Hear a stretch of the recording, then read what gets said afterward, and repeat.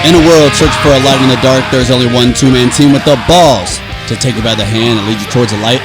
That one team is RantWorthy Podcast. Welcome back, everybody. It's another Sunday, June 11th, 2017. I'm Lee Powell with my co-host, Ryan. Don't make fun of my bad hearing because I got smacked in the ear with a pool noodle as a child, Shamba. What's going on? We're casting the pods from a secret bunker in the heartland of America, Cincinnati, Ohio. So I actually, I thought the podcast was going to get pushed off really far because early this morning, my daughter managed to shit completely all over herself. I mean, I'm not kidding. Covered in shit. All of a sudden, my wife goes in the other room and she goes, "Babe, I need your help. I need your help." And I'm like, what the hell's going on? And because I'm trying to write down the notes for our show. Yeah. So I'm sitting there writing notes. She said she needs help. I run in there, and I've never seen this before. But my little girl, my little sweet princess of a little girl, she's 8 months. She has shit all over her face. What? All over her face. How does that happen? I have no idea what happened, but there's shit all over her little changing table. It's coming out of the back of her diaper. She's had big blowouts before, don't get me wrong. Yeah. But this one, it was on her face, on her hands, on her feet. I have no idea what happened. Oh it my looked God. like somebody got a kiddie pool, filled it with shit, and was like, get after it. And So she was covered in shit. The funniest part about this is, so beforehand we were sitting downstairs and you told me I wasn't allowed to look at your notebook. Well, the one line that I saw on this is where it said baby shit. And you would think that you would just be referring to like, hey, just shit about the baby. But the fact that it's literally baby shit. Baby shit. That's all I wrote down on my notes to cue the story. That makes that even funnier. I love it. Sometimes there are times I like writing out entire stories. And then there are other times where just a bullet point will remind me of all the points. Yeah. And I thought baby shit was more than enough. Yeah. That's all I needed. You got it with that. To go off of a couple last weeks, you know, we've gone over this subject a few times. We've talked about it. My fandom of the entire thing. And I don't know if it jinxed me or what, but we all know about the big death this week, which is what, Ryan? Yeah, it'd be Adam West. Wrong. So the Hawaiian pizza inventor, Sam Panopoulos, the guy who How made dare you? The guy who How made dare you? Hawaiian pizza died this week. What are the chances? We've been debating this for multiple weeks in a row, and then the guy who made the Hawaiian pizza is dead. It's all the stress He's from dead. It's all the stress from this heated debate. That's what did it. I couldn't believe it. When I woke up that day, I got a text message from a friend who lives in Chicago, and I see this tragic news. It brought me down. I couldn't believe it. Pull up the article real quick. Okay. Let's skim through this. I'm doing this reluctantly. Go to right there. Panopoulos is the Canadian man. Go ahead. Can we... What? Panopoulos. What? That's a fucking made-up last name. Pineapple- His last name is not Panopoulos. It is. Panopoulos. What? Pineapoulos. What? It sounds like an awesome city. What the fuck? That's where I want to live. Pineapoulos. Read the article. I'm too sad to read it right now. Oh my God. Go ahead. Sam Panopoulos, who has died at age 83, leaves a legacy that has delighted, confused, and appalled diners worldwide. I'll take the latter. Rarely, it says. Often at the same time. Panopoulos is the Canadian man who invented Hawaiian pizza, a dish so divisive it led to a presidential outburst this year. He passed away in the hospital suddenly on Thursday. I think somebody got to him. Yeah, keep going. Keep going. This is where you really see the heart of this man. Panopoulos immigrated to Canada from Greece in 1954 when he was 20, eventually going on to own and operate several successful restaurants with his two brothers. It was in one of those restaurants in 1962 that Panopoulos was inspired to add canned pineapple to pizza. He can't even use the fresh shit. He's putting fucking canned shit on. He's a cheap motherfucker. He's trying to figure it out, cheap okay? as fuck. In February, Panopoulos recounted to the BBC how he and his brothers came up with the idea for pizza topped with pineapple and ham. So, that's good. I sent you an audio file, and I feel like we need to have a send-off that is proper. I know you're not going to give him the respect he deserves, so I'll do it. I'll take it from here. I'll take the reins. Okay. And let's play some music, and I'm gonna eulogize this man. Let's go. Are you fucking serious What are you right talking now? about? What? He's Canadian. This is the wrong one. No, it's good enough. It's good enough. So I want to start by saying, how do you eulogize your hero?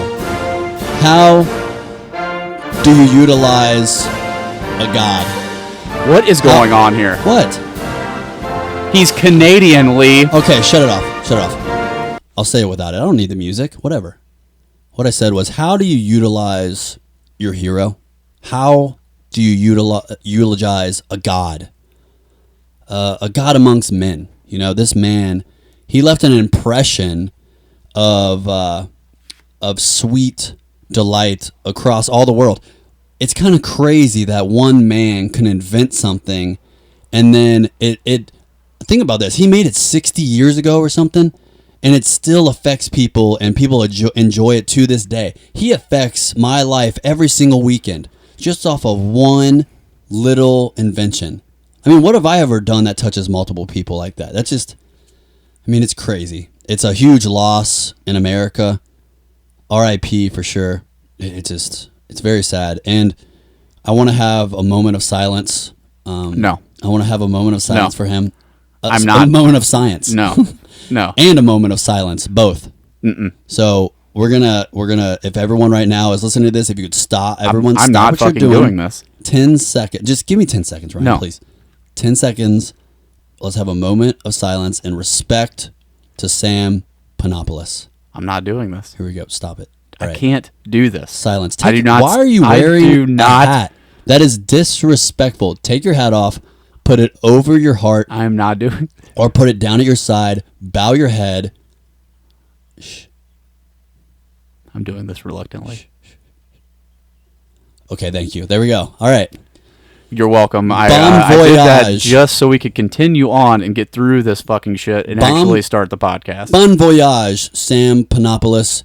You great man at 83 years young. Whatever. What an impression he left. Okay, so everybody, this week, I wanted to give you guys something. Everyone's been bothering me for this. And I was like, you know what? I'm going to feed the people. People have been telling me, and I really don't see it, but you guys seem to see it. People have told me, Lee, I could listen to your voice all day. Lee, you should read pornographic novels. I think girls would be into it. It's craziness. And I'm like, they actually enjoy my voice. I couldn't believe it. So going along with that, me and Ryan felt maybe I need to start getting into audio work of some sort. So what we're gonna do today is we're gonna make an audition tape for Audible. We're going for it. So what we're going to do is, I got 4 books laid out, ladies and gentlemen. 4 books I'm going to read some passages from to kind of show Audible what kind of range I have. That I think we can do this together. We can land some more side work for me. I felt like we needed something scholarly in the background. I like this. Okay.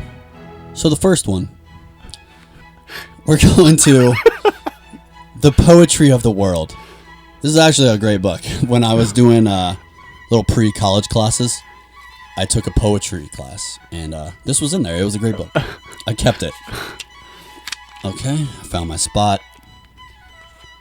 This is a good one, Ryan. This is very good. We're taking this very seriously. Yes. All right, let me know when you're ready for me to start. I am ready. Because I really want to get hired for this job. Do you need to do any vocal exercises beforehand? Okay. Okay. I feel good. This is entitled, You Know I Must Leave You Again. I'm looking Ryan dead in the eyes right now. You can keep it right where it is. Okay. It's perfect. All right. You know I must leave you again, and I can't. Like a well-targeted shot, every effort, every cry unsettles me, even the salt breeze overflowing. From the quays that makes Sotoripia's springtime so dark. Land of the iron and mast, forested in the evening dust, a long droning comes from open space. screeches like the fingernails on glass, a look for the lost sign, the only pledge I had of your grace, and hell is certain. That's my first one. Oh my God. I feel like How was you that? just stared into my soul right there. Is that good? Something's tingling inside. I'm not sure what's going on. So I wanted to make sure that we show, though, we have range. I can read anything. I think the word you're looking for is diversity. Yep. Yes. You're right. Yeah. So I think we should diversify. Okay, let's do it. Okay. I'm I'm capable. 2. Yes. You are a well-range. You have range. You can do this. Yes. Okay. Many genres. No, keep that going. All right. I'm ready for this. Okay, let's do this. All right, hold on. Let me get into character because this is completely different. Just before you say anything, I know I was supposed to be just buying a cocktail dress. I know that when Aaron said, "Are you interested in evening wear?" I should simply have said no. But oh God, that Vera Wang dress. Inky purple with a low back and glittering straps. It just looked so completely movie star perfect. Everyone crowded around to see me in it, and when I drew back that curtain, they all gasped. And I just stared at myself, mesmerized, entranced by what I could look like, by the person I could be. There was no question. I had to have it. I had to. As I signed the credit card slip, I wasn't me anymore. I was Grace Kelly. I was Gwyneth Paltrow.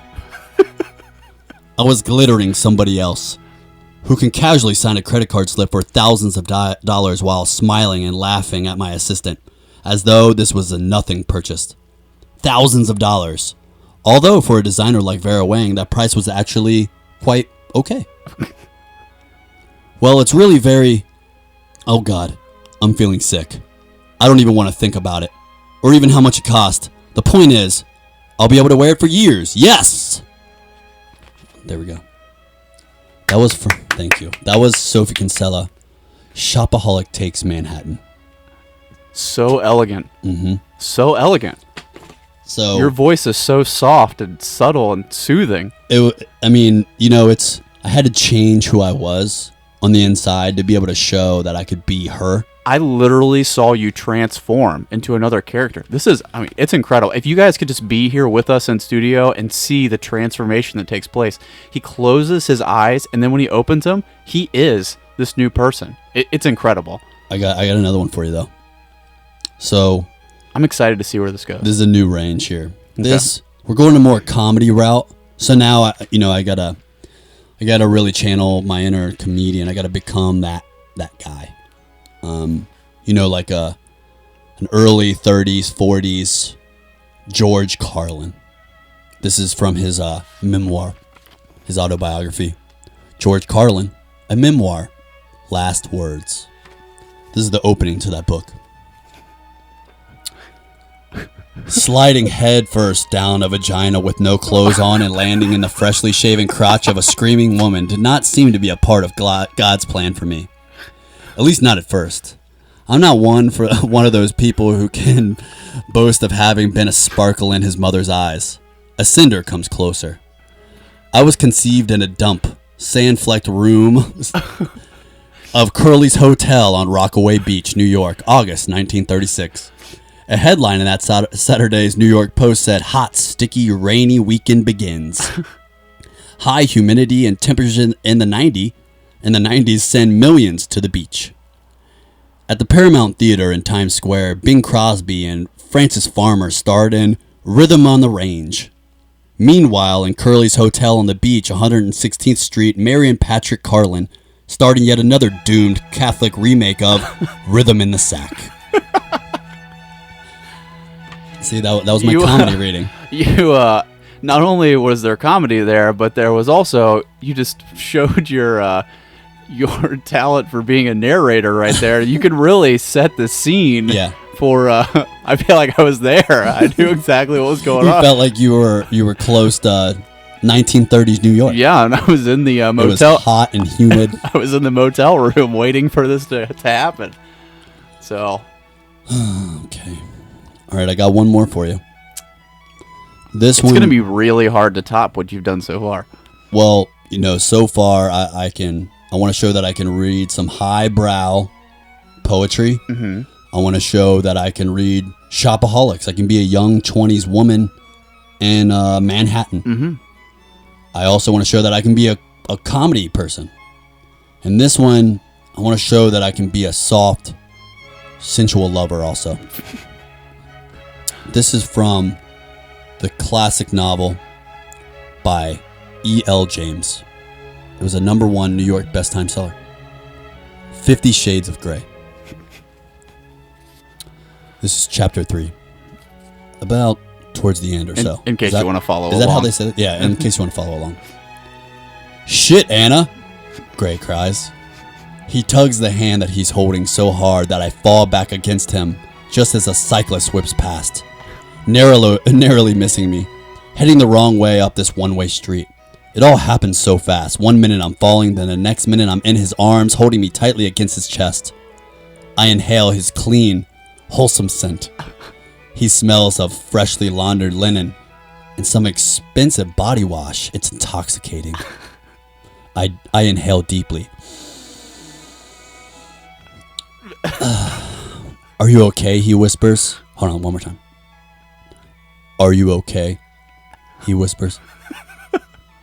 He has one arm around me, clasping me to him, while the fingers of his other hand softly trace my face, gently probing, examining me. His thumb brushing my lower lip, and his breath hitches. He's staring into my eyes, and I hold his anxious, burning gaze for a moment, and maybe it's forever. But eventually my attention is drawn to his beautiful mouth, and for the first time in 20 years, I wanted to be kissed. I wanted to feel his mouth on mine. Thank you. Oh my God. That was amazing. There you go, Audible. Hire me. I don't know. I feel like I need to take my shirt off or something. I don't know. I'm here and I'm ready. So that was for you guys. Good Lord. The song you played, The Four Seasons, song by Vivaldi, had 131 million views. Yeah, it's a classic. We just added one to it. So also this week, everybody, the actual main tragedy of this week. It was very sad, but Adam West died. If you're not familiar with who Adam West is, he was the original TV series Batman in the 1960s. I think they did 3 seasons of the show, but it still was 120 episodes, which shows you how crazy TV shows, how long they were back in the day. That was kind of nuts.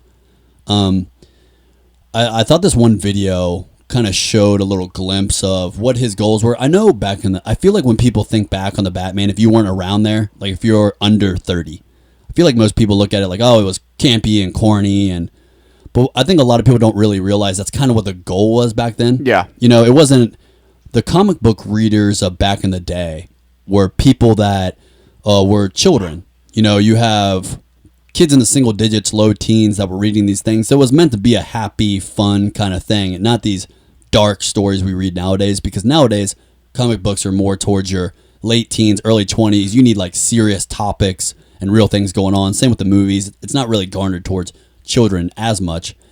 And I think people have to remember that when trying to grade these old shows. Absolutely. They're meant to be a good time. And I felt like in this video, he kind of gives like the way they felt about it while they were making the show. So let's play that. Well, I'm delighted. People say that, and as you become a senior superhero, you hear more and more of these stories that, you grew up with me and maybe I babysat. Yeah. And I'm still doing that for your kids. Yeah. Yes, and it still goes on, and this is Batman for fun. And as the feature films came out later, it's more dark and it's more foreboding. It's almost like film noir. You guys were having a good time. Well, we weren't scary. We had fun, yes. As a matter of fact, we designed and did the show on several levels. It was a social satire, theater of the absurd for the adults, and for the children, it was high adventure and scientific stuff and morality, and it was wonderful fun. I have a question. You probably get asked this a lot, but I'm really curious to the answer. You got this role, and it was a huge role. In fact, you beat out Lyle Wagner, was the other guy. Yeah, so they get into how he got the show, and they talk about some other things. He was actually considered to be Bond at one point, and he turned it down because he had other obligations. Mm-hmm. But I thought that kind of gave a good view of what they were shooting for back in the day. And if you realize that those were the goals, that's pretty much exactly what they did. When I was a kid, it was fun. I watched the cartoon series of Batman, and I watched the old 60 version of Batman. And that version made my parents okay with me being into Batman. Yeah. And I really enjoyed the show. I thought it was fun as hell. And there's still hilarious points of that show. And I also thought as a public figure, he came off as such like a positive guy. Oh my God. I mean, when you see other people talk about him, they talk about him with like this reverence. Mm-hmm. Like he was such a sweet guy. You could watch old interviews and he always seems so positive. It's really a huge loss in the community of comic book lovers and movie lovers and old school TV show lovers. You know, I don't know. What are your thoughts? So he had a real resurgence. I know you're not a big Family Guy fan, but I did want to touch on that. His character as Mayor Adam West on Family Guy was absolutely hilarious. So he really just made fun of himself a lot, and that was really cool. So to see a resurgence with him there was great. And the one thing I really wanted to touch on is, when we talked about this, I always go to the same place whenever I think about classic Batman. So there's one scene that's in the Batman movie where Adam West as Batman is running around with this giant bomb above his head, and he is running through like this like dock area, and he sees some nuns, and he turns to go because he's trying to dispose of the bomb. So, and he runs into them, and he turns the next way, and then he sees a baby, and he turns the next way, and then he sees some baby ducks in the water, and then he goes, "Some days you just can't get rid of a bomb." Like, to me, that is the like exactly how that classic Batman is, just super like funny and touching on that. And I love that scene. Every time I think about Adam West as Batman, I think about that scene. So it's, to me, that kind of defines the comic book superhero of my childhood, because I've watched that movie so many times and I loved that scene as a kid. So it's sad to see him go, but he did leave a legacy that is, will touch people forever. So yeah, for sure.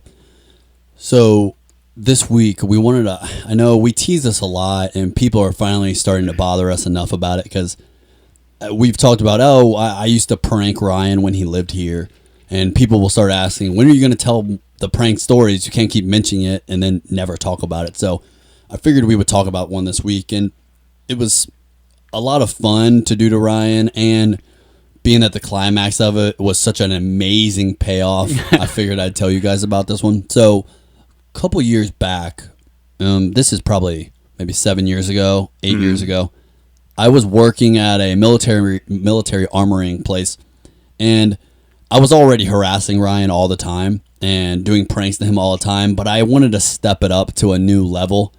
So I was at my work planning out with a guy there how I was going to leave my door unlocked, and he was going to come in my house and hide in the attic.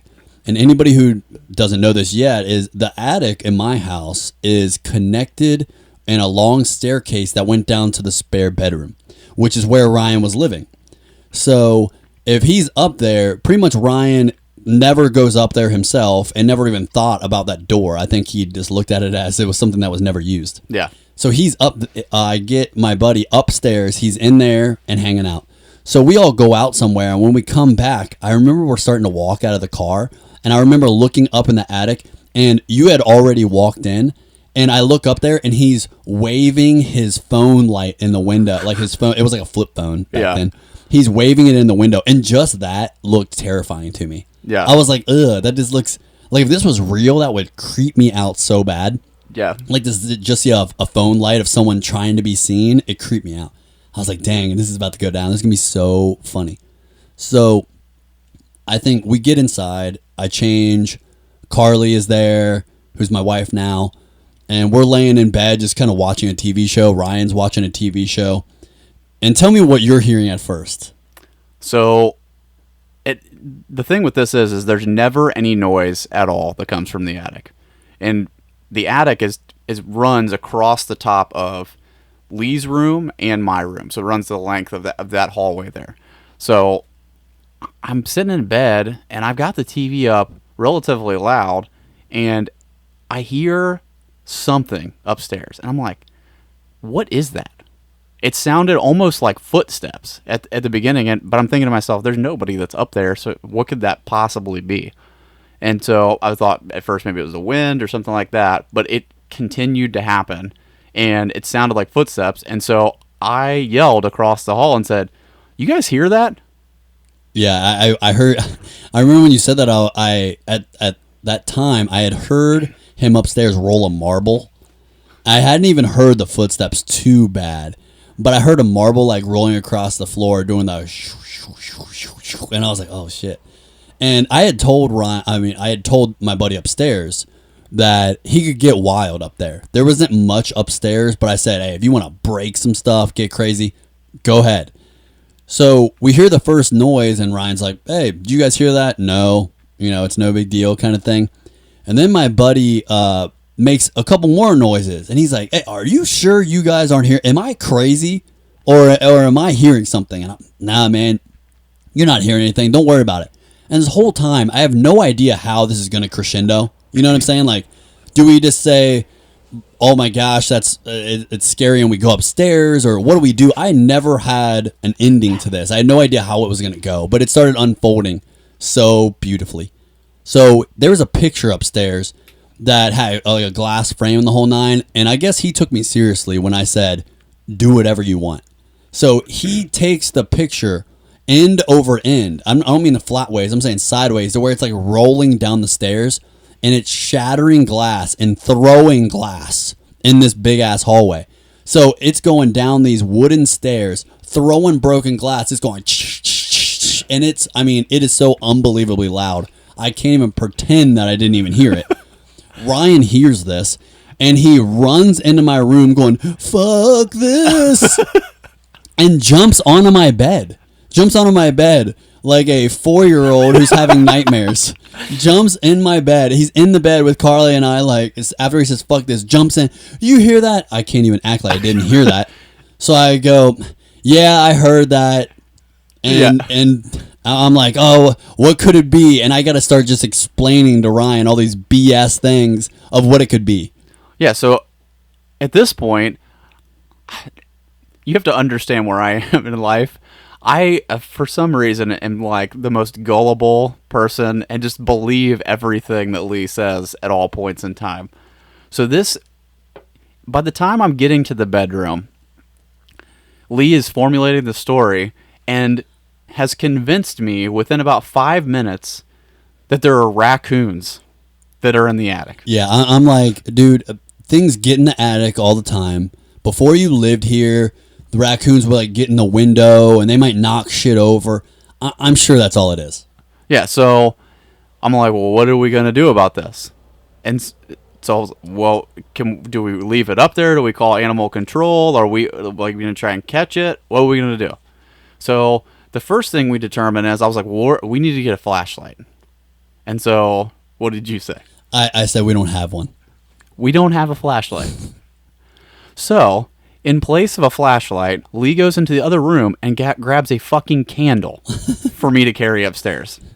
So I have a candle at this point. And what's funny is, when I look back of what you look like Scrooge, like in those Christmas movies. Going out to the... Yeah, where they're like walking around the house and there's no electricity, so they have a little candle to lead the way. That's what you look like. So I have a candle at this point. So then the discussion turns to, well, how the fuck are we going to catch this? Because, okay, I'm from the country, and I know that raccoons are not nice. I can deal with other animals. I can deal with possums and things like that. Raccoons are not nice. They're mean. They will tear you up. They give no fucks when it comes to, dealing with a human being. Right. So I'm asking them, like, how are we going to get this thing? So like, we're talking about this. I think we considered throwing a sheet over top of it. And this and that, you go, well, I have a cat carrier out in the garage. Maybe we can trap it. So logical. The garage is disconnected from the house. There's no entrance to it. So we walk out into the garage. We're out there. we're looking for, like, searching around for this thing, and we find the cat carrier. We come back inside, and then it turns into an argument in the hallway about who is going to walk up the stairs first. Yeah, so what I do is then though that's what was so funny is you were so anti going first and Carly's behind us the entire time, which is almost even funnier about this whole thing because somehow she doesn't break and she stays totally locked in, and she's like behind me with like her hand in my pants, to keep a certain distance at all time. Yeah. At the back of my pants, and she's kind of like gauging how far away she is, like she's actually going to be in danger, even though she knows it's complete bullshit.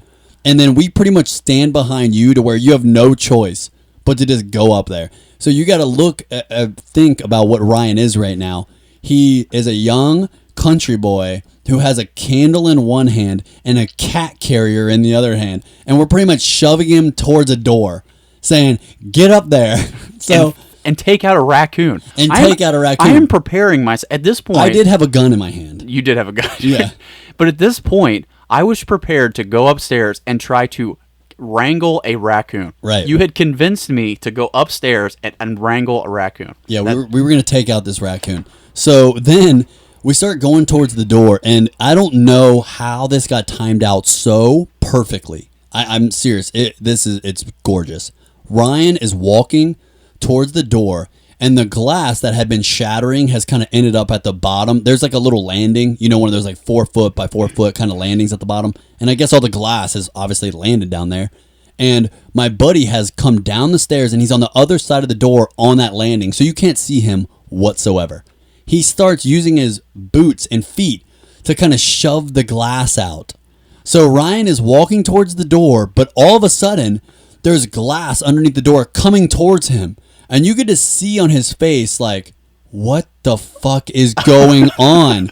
And then all of a sudden, my buddy busts the door open, and he's wearing like a ski mask and a full coveralls with a machete in his hand.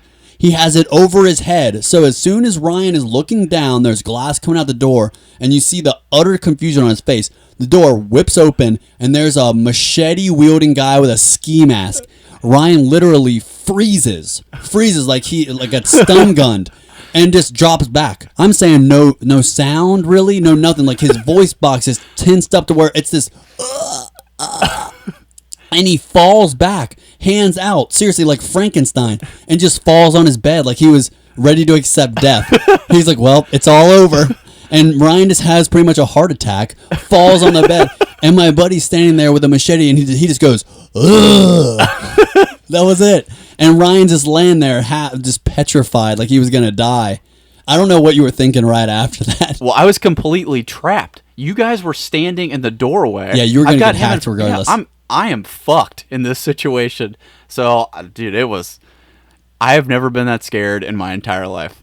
It's funny because there was no running. I mean, it was like real life. Yeah. Like you didn't run. You didn't turn around. I couldn't even call you a sissy in the way of, it isn't like you tried to get us in the way. No, you just essentially passed out backwards. Yeah. And just landed. Done. Yeah. It was just so fucking funny. And it was just perfect. I never thought it would end up like that. So, let me ask you this, because we haven't talked about this. Do you remember what I did within that next week? No. I moved my bed in front of the door. Yeah. So the door couldn't open anymore. That is a good point. I totally forgot about that. Yep. I moved the bed after that. So the foot of my bed was blocking the door. So there'd never be a chance for somebody to throw the door open in the middle of the night ever again. Jeez. That is so funny. I never really, now that I'm thinking back, I never realized why you put that in front of the door whatsoever. That 100% is why. 100%. I moved the bed in front of the door, I think within a week after that. So that's so funny. I did a lot of pranks to Ryan over time. One other throwaway one. What happened with the bathroom?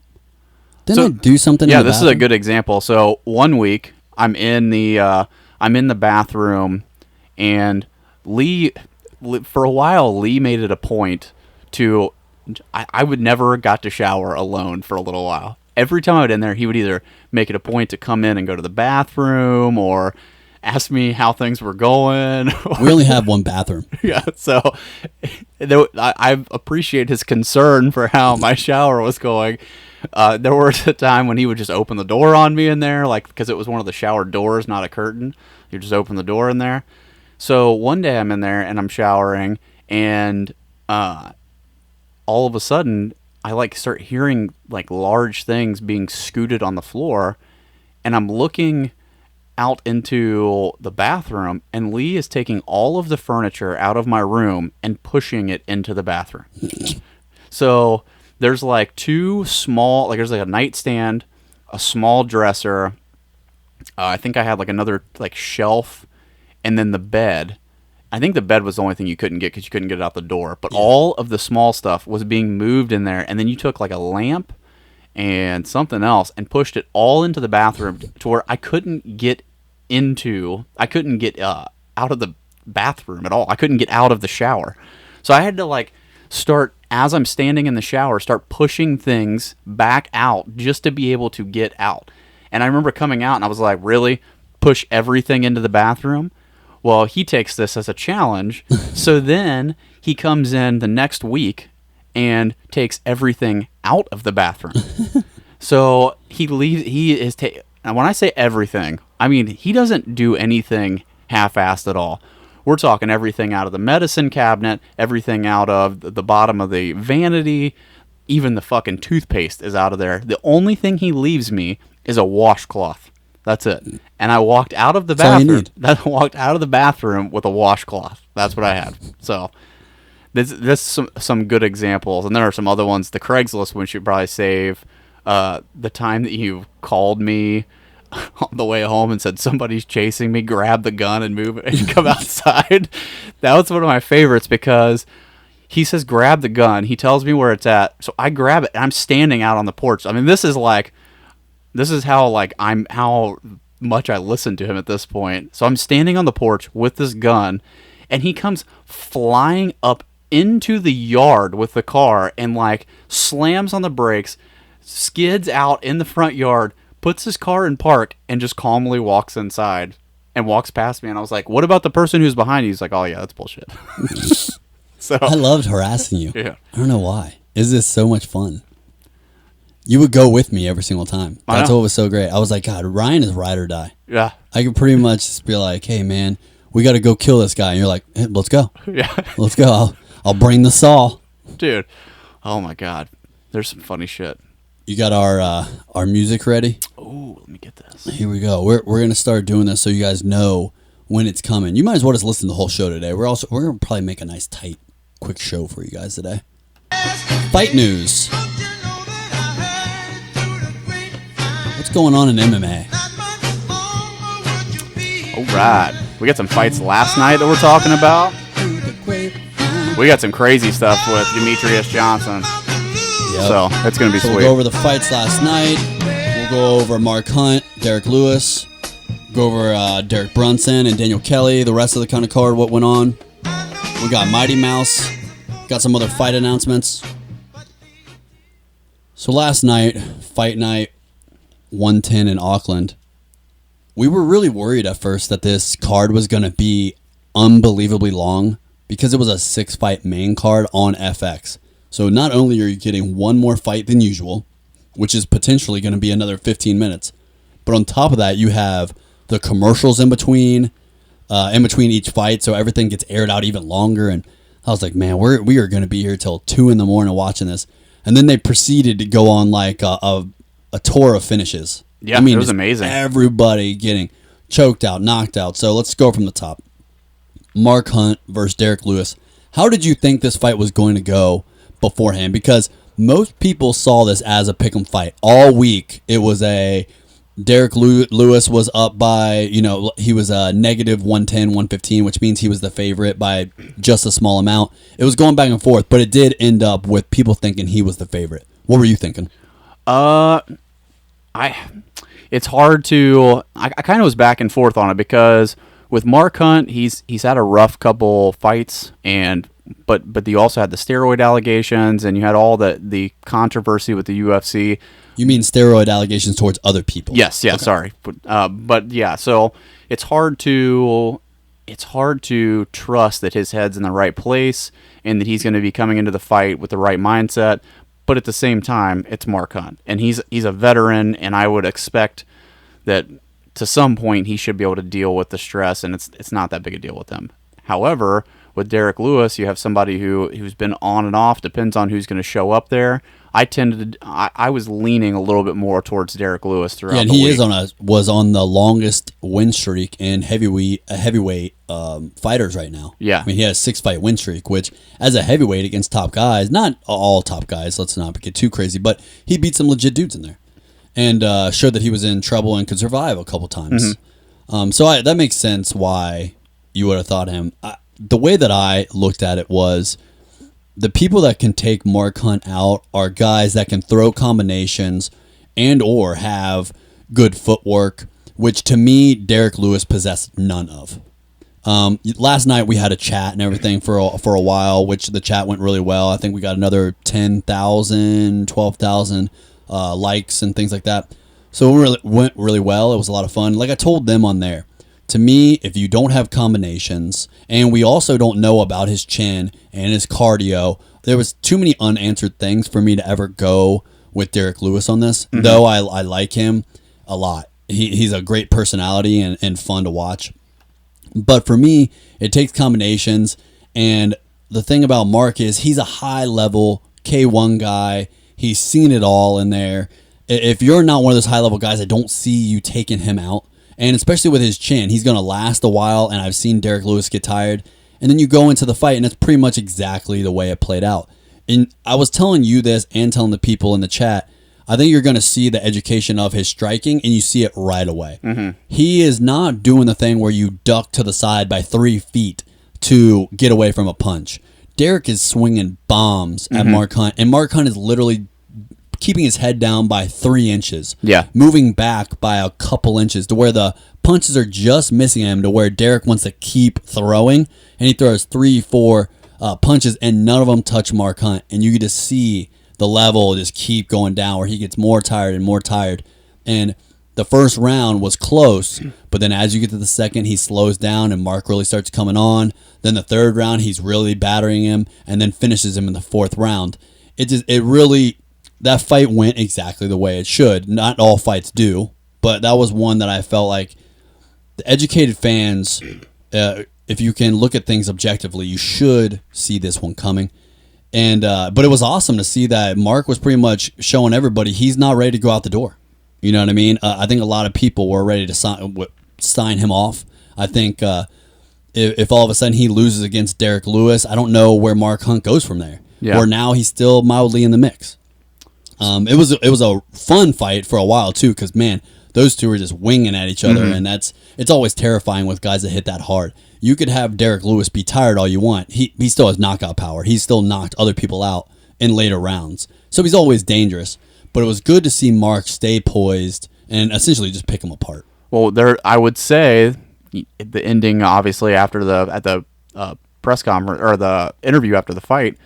It changes this a little bit. What I would say, though, is that Derrick Lewis could really learn from Mark Hunt in the sense of no wasted movement when it comes to striking and things like that. What we saw last night was a guy who should be fighting more similar to Mark Hunt's style, and instead we saw a lot of strikes that were long and wasted a lot of energy, and you didn't really get a reward from them. I just kind of wonder if maybe learning to circle out a little bit better and just being able to pick your strikes better and not go for broke, because I felt like that's what it was with him. He would get in these little skirmishes with Mark Hunt, and then all of a sudden he would like surge forward and try to go into like berserker mode for a second, and then have to come back and catch his breath again. Well, that's actually a good point that you brought up that I totally forgot about. Was also the game plan of him.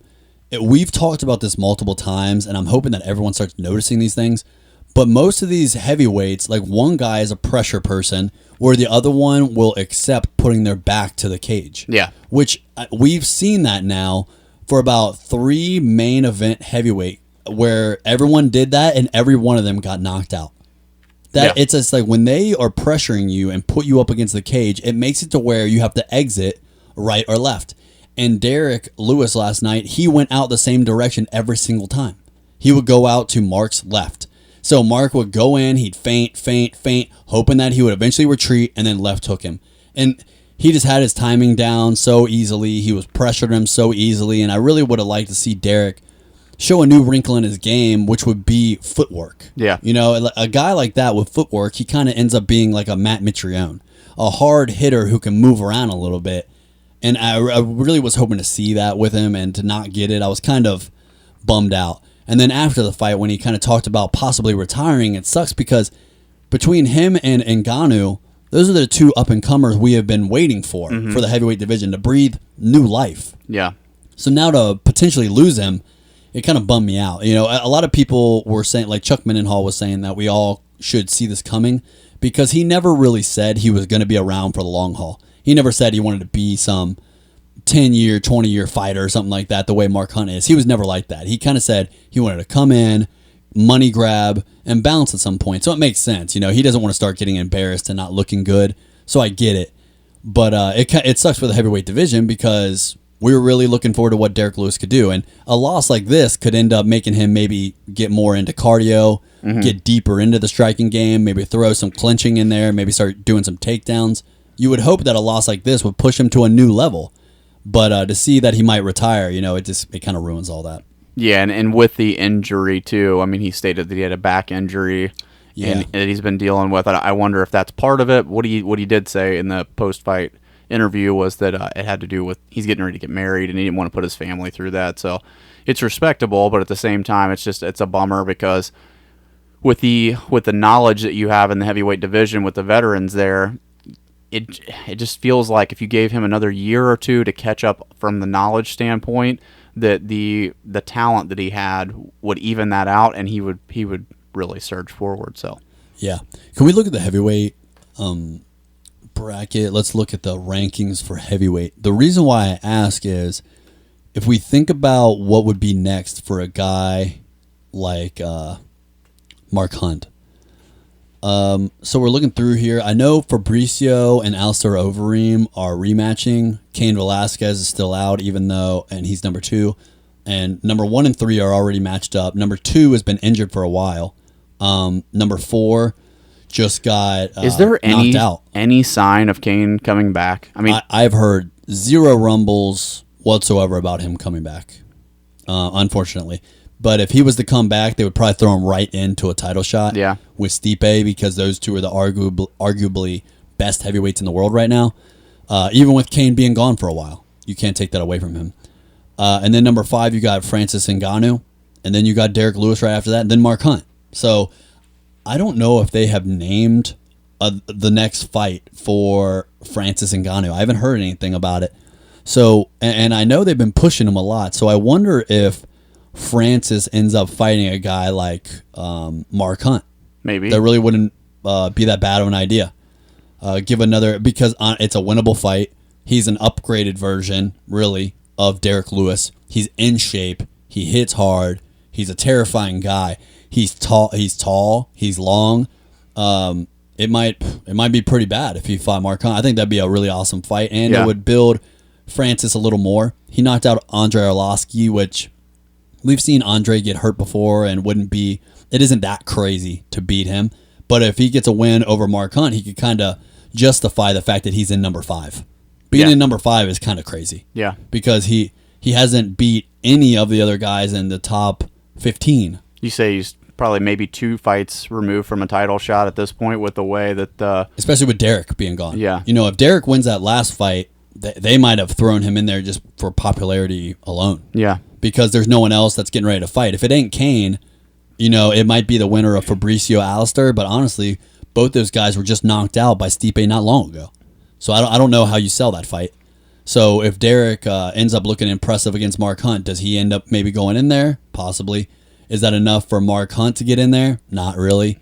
So now does it come maybe Francis Ngannou, who's a surging contender, versus Mark Hunt to see who can else, you know, maybe do a nice little title eliminator between Francis Ngannou versus Mark Hunt, and then Fabricio Verdum and Alistair Overeem, you know, a little tournament style. Yeah. Stipe is going to sit out for a little while, which he said he wanted to.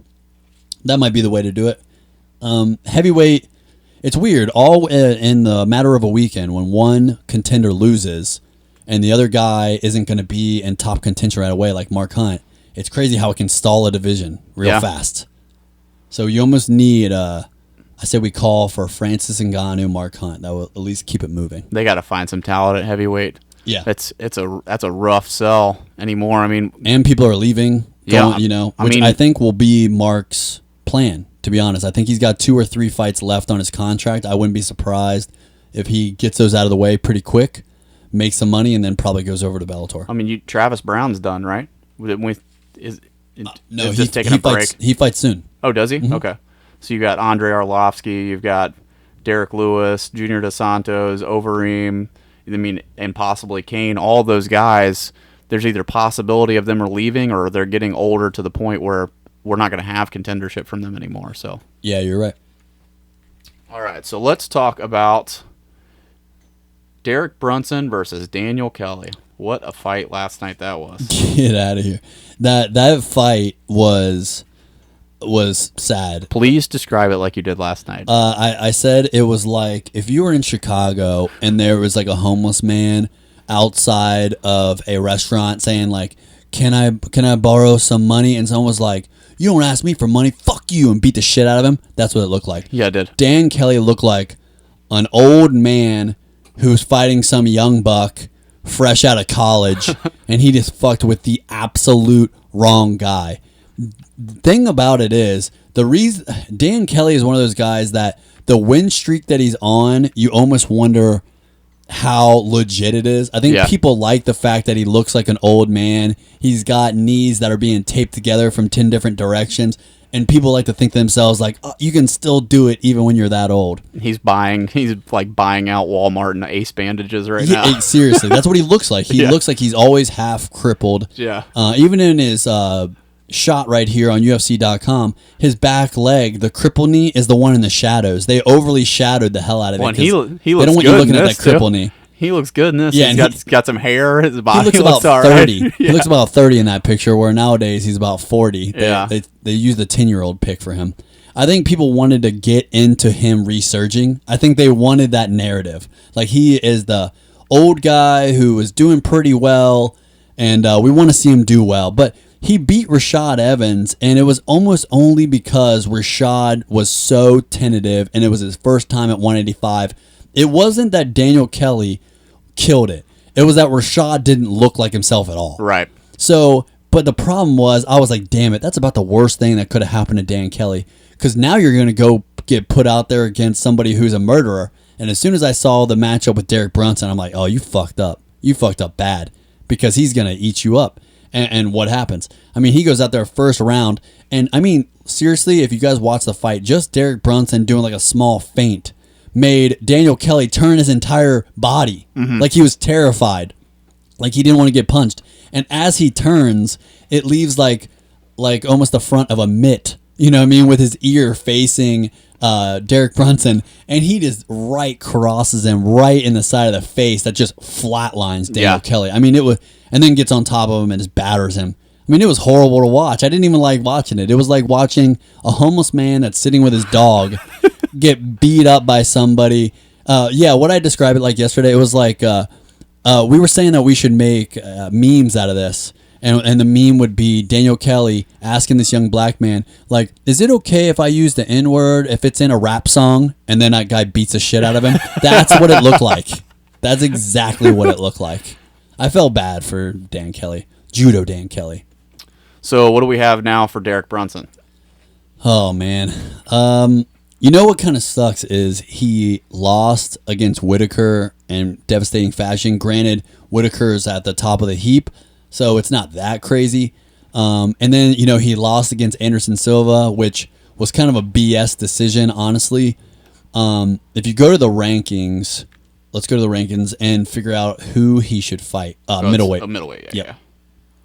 Because I was thinking about this earlier, and I remember having one that made sense. Okay, so they're talking about doing Luke Rockhold and Gegard Mousasi, and Derrick Brunson won. So to me, and they got also, man, almost everybody's booked. Number 1, Yoel Romero is fighting number 3 for the interim title. That's 1 and 3. And then 2 and 4, they have a potential matchup if Gegard signs. So you got 1 through 4 booked up. Jacare, I've heard nothing about. And Chris Weidman is going to fight Kevin Gastelum. So that's at a New York card, right? Yes. Okay. So that's already going on. And he already lost the number 7. I mean, it's like there's not much going on. To me, the one you do is Vitor Belfort versus Derrick Brunson. Because that is a new matchup. Vitor's saying he wants to keep fighting. And he just won over Nate Marquardt, who's been around a little while. It's not a crappy win.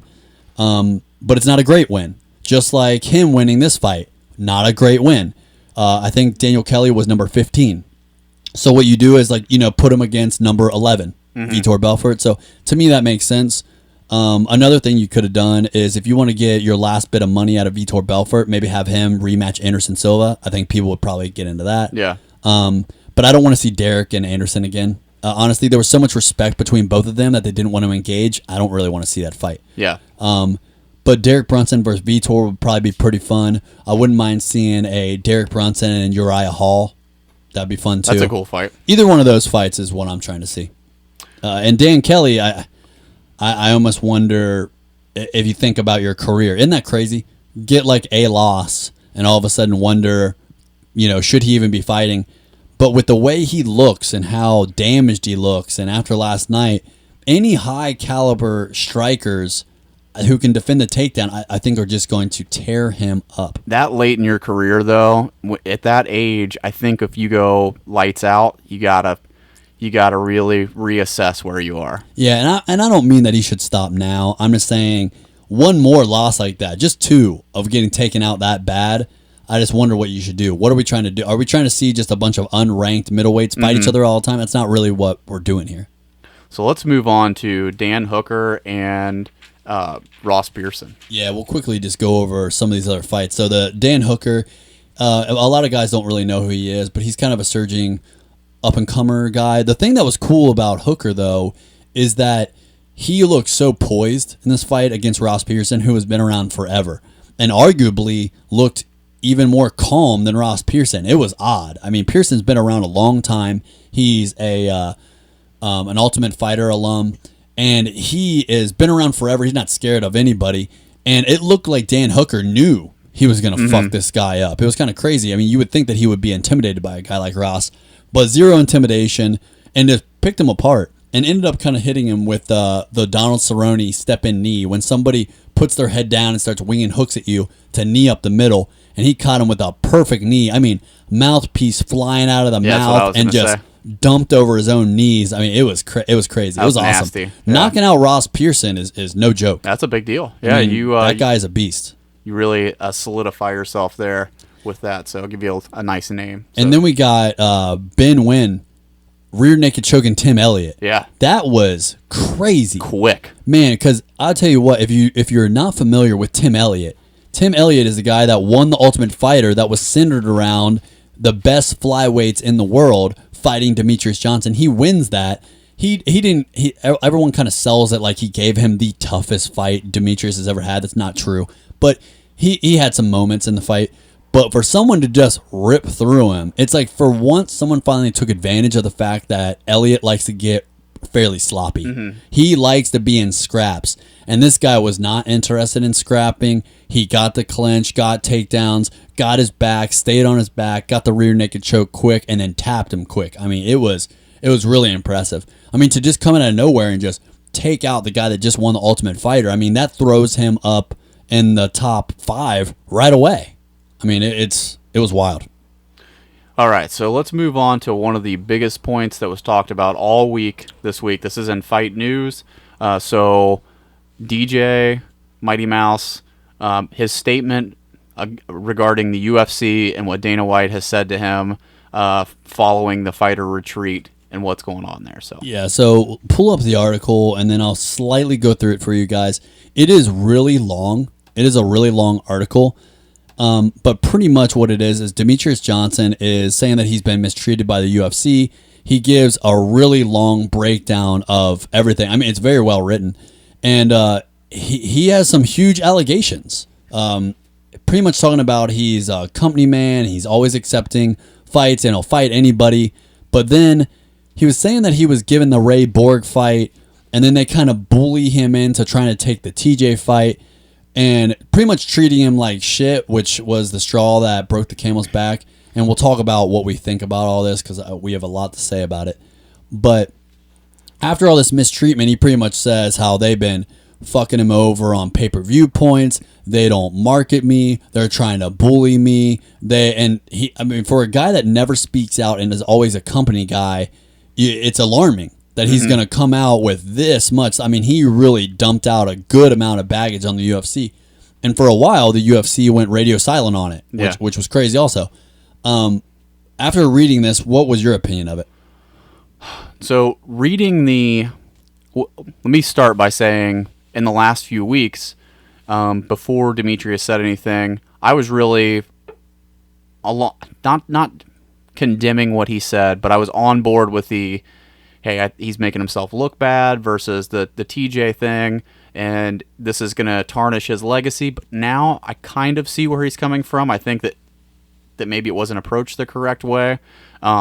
But in general, there were a lot of crazy things that happened with Dana and the treatment of the UFC and their fighters that really come to light in this. So for me, the biggest thing that I took away from this was communication on both sides seems to be the issue. And I don't want to get too far into this till we really talk about, break down some of the points of this. But it's good to note that a lot of this, what's I thought was really interesting was, so Demetrious was one of 3 champions that attended the fighter retreat. They have some black athletes there who were speaking out. Brandon Marshall and Kobe Bryant were both there. And ultimately, that's what led to this happening in the first place. So the UFC sets up this fighter retreat to try to provide the fighters with something nice and energize them about the company, and it backfired on them with one of their biggest fighters, the biggest flyweight fighter of all time. So yeah, it pretty much gives him the confidence to realize that he more than likely needs to speak out for himself. Yeah, I thought that was very interesting, and he listened to what they had to say and then spoke to them on the side. And then between that and Dana really not giving him the time of day at the fighter retreat, that's what led to this happening. So that's really interesting to me that kind of backfired in their face there, and that's what caused this whole ordeal. So I want to know your opinion though. So when we're looking at, you break down the individual things, I don't want to not look at this objectively. I want to try to look at every individual thing, because I am a supporter of fighters more than I'll be a supporter of organization ever, right? But I also don't like the people that specifically always talk shit on organizations. I really want to play the middle ground. Okay. So when we're looking at some of his points, we go over the no pay-per-view points. Yep.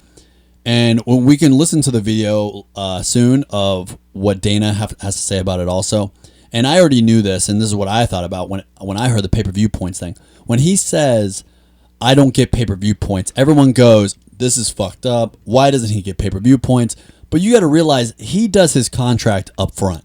He chose to not do pay-per-view points. He didn't want pay-per-view points. If you're not selling very well, it's better to get your money up front. You will make more with the money up front. If you're making $500,000 to fight, right, and you're getting no points on the pay-per-view, and you get 500 G's, or you can do the pay-per-view model, which is going to be a lower wage, but then you're going to get points on the pay-per-views. The thing is, if you don't have a good selling pay-per-view, you do not get points. They'll say like you don't get paid until you hit this line. So it may be you get 200,000 and then you get 5 points per every pay-per-view. But if it doesn't do very well and you don't even hit the points, you only get 200,000. So I think he played it smart. I think he did the right thing. No, I'd rather just make my money up front. So I almost found it to be mildly disingenuous to say that I don't get pay-per-view points when it's not that anyone's denying you pay-per-view points. That's the kind of contract you wanted, rightfully so. You probably would make more money like that.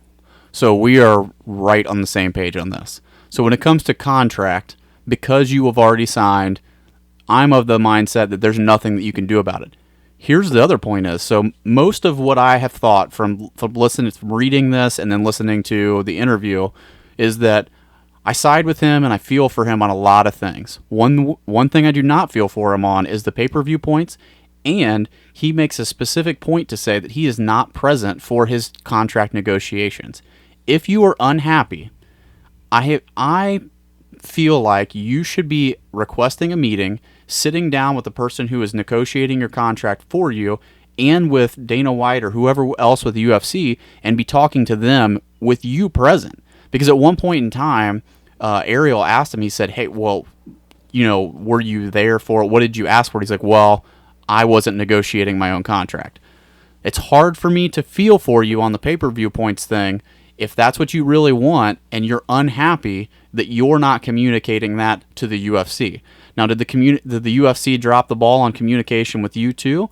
Absolutely, but it's got to be two-way dialogue, and you are not participating in that either. So that's the one point where with DJ, I felt like you kind of dropped the ball on that, man. If you want to get those contract negotiations, you've got to be present there too. You own your career more than anybody else. If you want that, you got to take the reins. You got to be there for that. And I gotta think it's going to be much better for Dana to hear it from him than someone who's third party, whether it be part of his camp or whatever. It doesn't matter. It's to hear it third party is not the same from hearing it directly from the person. So that was one of the big takeaways with that I got. Yeah, and I don't want to completely just take UFC's side, because as we go through these points, there's a clear tipping point on where I think the UFC is only in the wrong and is doing nothing right, which is close to being on the next couple points.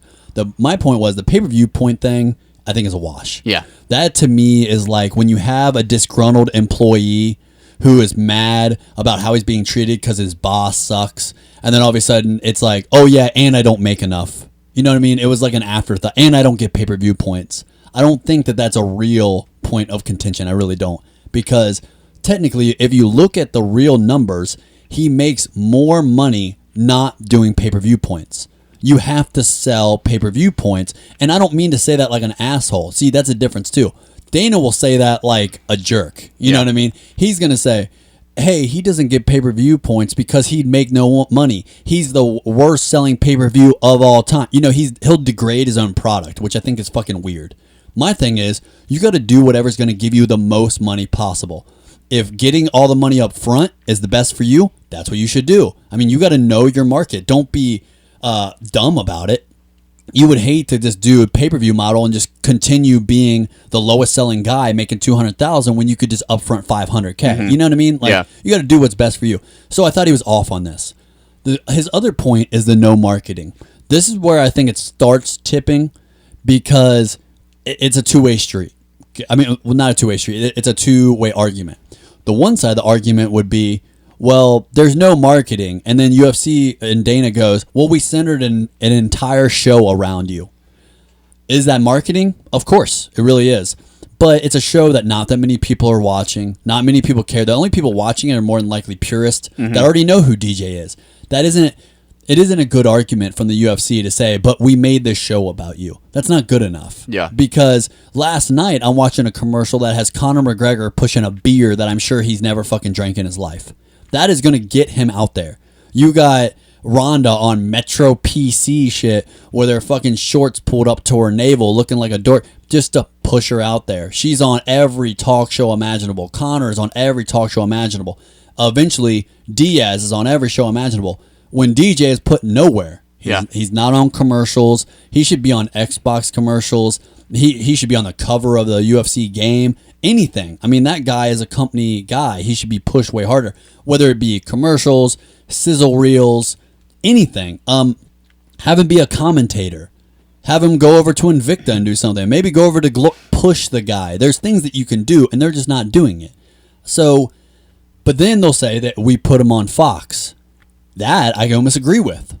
That is a good amount of advertising. Yeah. If they're saying that they don't market you, they could bury you on some shitty prelims to where nobody sees you. So it isn't like that's happening. They are putting him on a Fox card, which more than likely is going to get him the most views. Way more people watch Fox cards than buy pay-per-views. You know what I'm saying? So if I'm looking and trying to be fair, Could they market him more? Yes. On the pay-per-view, does he need to get points? I'd say no, because he makes more money like this. So it's like, to me, what they're doing is they're paying him all his money up front and putting him on Fox cards to where he gets the most viewers possible. From those little points right there, I would say they're not mistreating him that bad, at least on those views. But then you got to go into how they're treating him. And we've said this how many times during the motivational stuff. Money is not the motivator.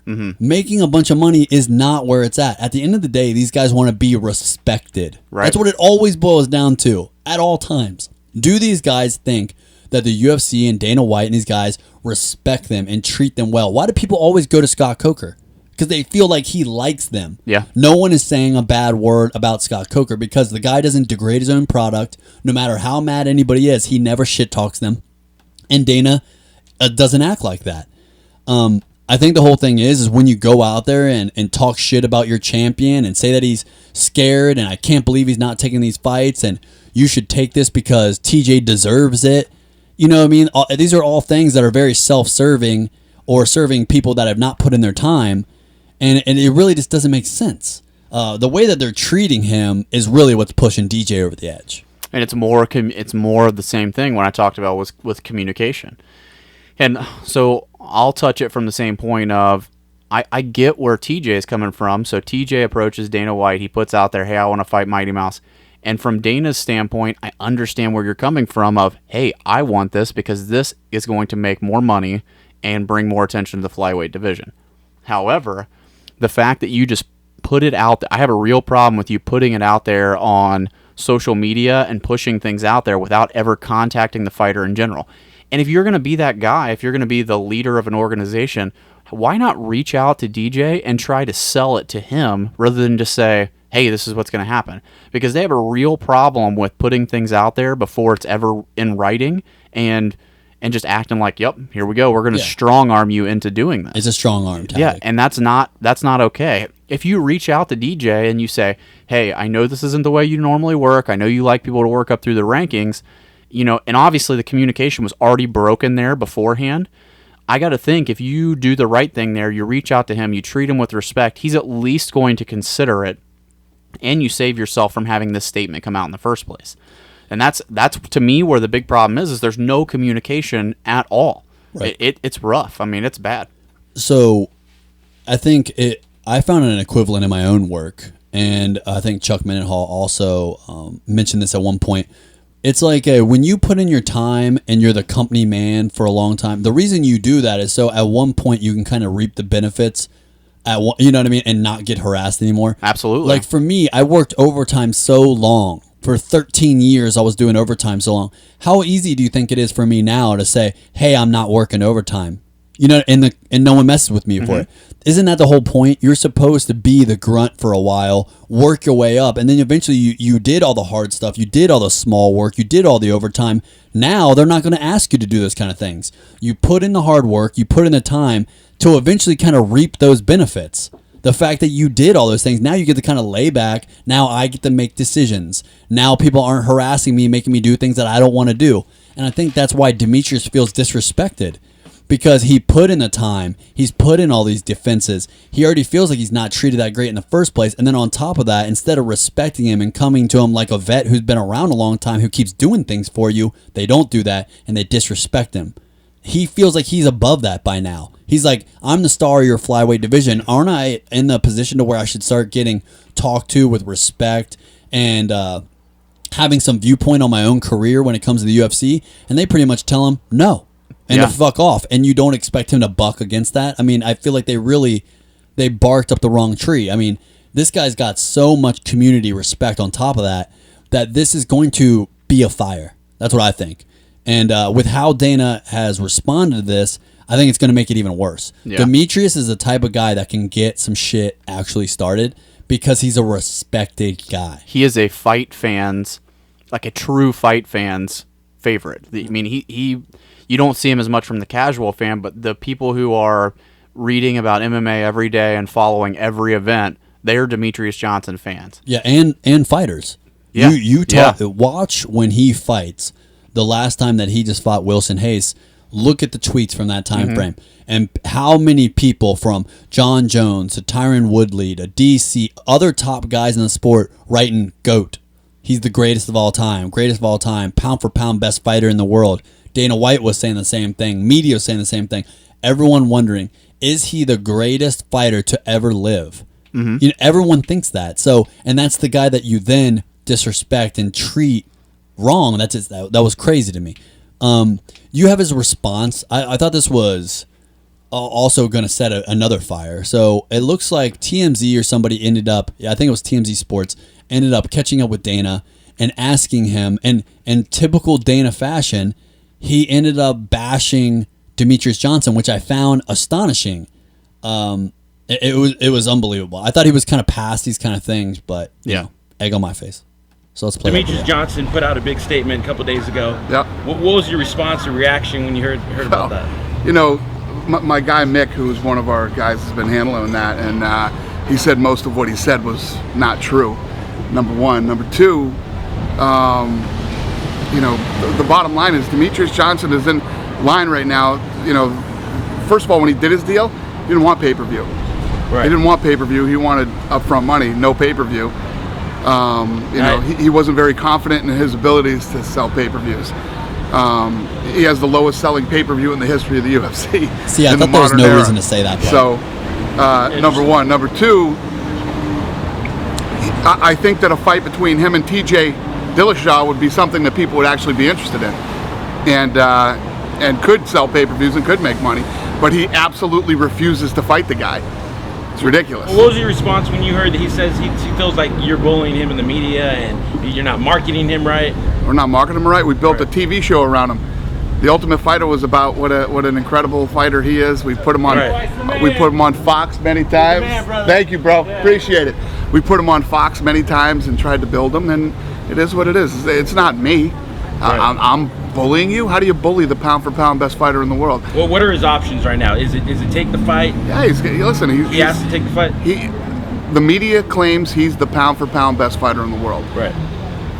I think Conor McGregor is the pound for pound best fighter in the world. If you look at what that really means, what pound for pound means, and Conor doesn't give a shit. He'll fight anybody, anywhere, anytime. And if Demetrious is the pound for pound best guy in the world, then that's funny because Conor tried to retire on you. People will actually care about and be interested in, and there you go. Is it true you guys threatened to shut? That's funny because Conor, when you told him he wasn't going to get to fight who he wanted to fight, he threatened to retire. So, that's interesting. See, the thing is, it's like he goes to that degrading his product mode, and I always can't stand that. But then where he tucks on the greatest of all time thing was mind blowing to me, and I went and found this little clip of after his last title defense. Digging it out. Play it. That's what I was going And this is Dana White talking. Already conceded he's the number one pound for pound right now. Are you willing to say he's the number one guy in the history of the sport at this point? Listen, he's got one more fight, and he breaks Anderson Silva's record, and he continues. Listen, he's already the pound-for-pound best fighter in the world, and he strives to be better each time, and he gets better each time, literally destroying people. Yeah, this kid could be considered the GOAT right now, and or to give Anderson Silva the true respect, you wait till he actually breaks the record, and it's hard to not call this guy the greatest of all time. So how quickly things change when someone comes out with a negative comment, you know? And I hated that. And the thing is, too, is I know it's a fake, made-up thing, pound for pound. Yeah. But to have a guy that is really good at striking, you know, we know he's got bad wrestling. We know so far he hasn't shown any jiu-jitsu whatsoever. He's shown the ability to knock people out. I don't know how that is pound for pound. When we talked about pound for pound, when we're talking Anderson, a guy who was knocking people out on the feet, the top contenders at the time, and submitting the top contenders of the time. You talk about a GSP who would do the stand-up shit to the stand-up guys and then out-wrestle the wrestlers. You know what I mean? When we're talking about these pound for pound guys, you had Fedor, who was knocking out top contenders and beating them up on the feet, but also submitting people on the ground. You got Demetrious Johnson, who's not knocking contenders out on the feet and submitting black belts on the ground. So I was going to say the Wilson Hayes fight's a perfect example of that. He's got the best wrestling. He showed no chinks in his wrestling. He showed no chinks in his jiu-jitsu. He's tearing people up on the feet. He's the fastest out there. He's got the best counters. He's basically untouched in most of his fights. I mean, it's nowhere near a debate saying who is pound for pound between Conor and DJ. That's crazy. Now, saying whether or not DJ is the pound for pound king, I mean, there's a group of 5 that you could, John Jones also in that group that we were just talking about. There's a top 5 that circle around, and you could argue just about anybody out of those 5. But DJ's in that group. Mm-hmm. Conor is absolutely nowhere close being in that group. Let's not kid ourselves. I mean, he's nowhere fucking close. I don't care who you are. I don't think anybody would really even disagree with that isn't Dana White. Yeah. So... the whole situation is sad. I wonder. I don't even know how it gets fixed. Honestly, I mean, how you've talked enough shit, and now DJ's taking a strong stance. Also, the only way that gets fixed is like for them to sit down and you almost got to either talk money with him or something. I mean, it almost has to be a money thing to figure it out, like an apology. It just becomes really tough to. How do you fix this? It's almost irreparable damage. The trust is broken at this point. I think outside of monetary compensation and restructuring a contract, I don't think that DJ is going to be happy with this. Yeah, and I tell you another thing too, and this isn't telling anybody anything that is a surprise, but to me, this ends up being a fire. Yeah. This ends up being a fire because, and then the other day I saw DJ hanging out with Max Holloway on a beach in Hawaii. Hanging out for days. Their kids were hanging out. They were getting super chill. I mean, that's a different kind of friendship. You all of a sudden got 2 UFC champions hanging out, and Max is a young guy who I think can maybe see the writing on the wall that one day he'll eventually get mildly abused by the UFC. And if you think DJ isn't in his ear, you're fucking crazy. And you have him talking some mild shit. You got Max Holloway, which who knows how that could go. Cody Garbrandt, I'm sure right now is going to be a company man for a little while. And then you got 155. Tony Ferguson has been complaining. Khabib is quiet for now, but there's some other guys griping at that level. At 170, you got Tyron Woodley, who's the champion, and he's been griping. And then you got 185, which is full of guys griping. You got 205, which... not too many people are bitching there, but you got some heavyweights bitching. I'm telling you, and Stipe specifically has bitched about pay. You're going to have the top 1, top 2, and champions of almost every weight division bitching here soon. And you got a lot of people leaving. You could almost see the writing on the wall of mass exodus or union coming soon. And with Conor not being around, and Ronda not being around, it almost makes it easier. Yep. Because for them before, they're like, well, as long as we got Conor and Ronda, we can literally just make it the Conor and Ronda show, and no one gives a fuck. You know what I mean? They'll just keep pushing them out and make plenty of money. But I think with them outside, and they got to rely on everyone else, I don't know how long all those guys are going to play ball. And I think you end up in some serious trouble. Because if Conor doesn't want to go along with it, you almost stop everything. But right now, with GSP feeling mistreated and he wants to come back and he could potentially be a superstar, all these other guys griping, I feel like now is the time for them to probably try to unionize or at least have some kind of united front. And I'm telling you, Demetrious Johnson flipping over like this is going to be gigantic. Yep, watch the cancer spread. I mean, it's like that with any employee. When you have a disgruntled employee, you get the right person, and it's especially somebody who's been there for a while. And the respected guy. Yep. Everyone has the one guy at their work that is always hating life, always bitching about how things are. You always have that guy. But the guy that never complained, the guy that looked like he was always being taken care of, when all of a sudden that guy drops the act and starts just unleashing all this dirty laundry, people listen to that guy. You reassess and you think about what's going on. I think we are going to see a big change coming up in the future there. So it's going to be very interesting. Yeah, it's going to be super interesting. Quickly, the only other things we had this week were they announced a fight with Mike Perry and Thiago Alves, which is straight fire. That is like the I forgot who I follow on Twitter. It's a guy who makes bets, but he said the gods of violence have given us a new one, and Mike Perry and Thiago Alves. I mean, those are two guys that are more likely not going to wrestle. They're just going to stand there and probably beat the fuck out of each other. Both heavy-handed guys. Thiago Alves with a more varied attack, but Mike Perry with thunder in his hands. That's going to be a sick fight.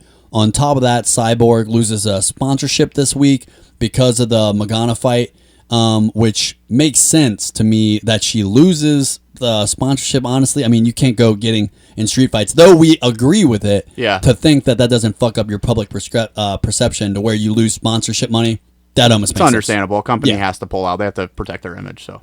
All right. Shout outs.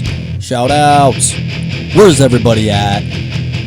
Ryan, who you got for shout outs? Let me grab it real quick. All right, so my shout outs for this week are for Josh Lakes and Danny Lovell. Both of them reached out and told me how much they've been enjoying the podcast. I love you guys very much. Thank you for that.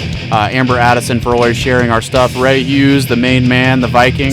And for Marcos Esperanto for his action in the Periscope world last night. Thank you for all the contributions to the conversation last night. Yeah, thank you to all the Periscope guys in general. It's like the last couple of weeks we have like a nice little community that gets on there and talks and has fun. It's fun as hell. I want to thank shout-outs also to King Keller for sharing a bunch of our stuff, Stu. Also, oddly enough, I have some weird people to thank. TJ Dillashaw. Thank you to TJ Dillashaw for liking some of our stuff. Yeah. The thing is, I think most people think, wow, that's not a big deal. That's one of the best fighters in the world liking your stuff, and it may seem small to everybody else, but to me, that's like just another little kindling. You know what I mean? It keeps me wanting to keep going. Sergey Kovalev. I can't believe I'm saying that. If you don't know who Sergey Kovalev is, wake the fuck up. But he's one of the best boxers in the world right now, top 5. I think Kovalev fights next week. He was liking a bunch of our shit. I don't know if he went on some liking spree where he's hitting everything or what, but I couldn't believe it. It keeps a fire in my belly, so just know that I love it. I also want to thank Ben Saunders. I had a little live chat conversation with him yesterday, talking about 10th Planet Jiu-Jitsu, talking about Eddie Bravo. I was just kind of picking his brain. That was a good time. Also want to thank Jevil03 from San Antonio. I'll tell you one thing about Jevil03. That is one of the most good-looking people I've ever seen in my life. I don't know how Jevil03 is single. I mean, if you look at the guy, my God, he's a handsome bastard. If you want to see probably the peak of hotness on Twitter, go to the Twitter handle Jevil, Jevil03. And if you're in San Antonio, I don't know if there's like dating apps or something like that, but you guys need to find this guy. He's got a lot of love to hand out. I get it from him. Questline from the Periscope. Yeah, he is Questline. Connor, play nice. Also, T-Crew. T-Crew is a good friend of ours from Periscope. Always talking, having a good time. Of course, always thanks to the friends and family that give us support. If you guys get a chance, if you go onto the podcast app and iTunes, subscribe, leave a review. You may have to Google how to leave a review. Honestly, it's fairly convoluted. Somehow we have 20 some odd 5-star reviews. If you want to get on there and give us a 5-star review, that's great. If you want to give us anything under a 5-star review, if you could just write that on a piece of paper and shove it up your ass, that'd be awesome. So also I wanted to touch on social media a little bit. So follow us on Facebook at RantWorthy, on Instagram as RantWorthy, on Twitter as RantWorthyPC. For our personal accounts, keto.kid and intellectual property, Snapcase on Twitter, and also ketokid_BJJ. Reach out to us, guys, rantworthypodcast@gmail.com if you have any questions or segments you'd like us to do. We're looking for new games and things like that, things that we could talk about on here. So please reach out to us. Let us know what you'd like to hear. We want to cater it to you. Thanks, guys. Have a good week. Love you guys. See you next week.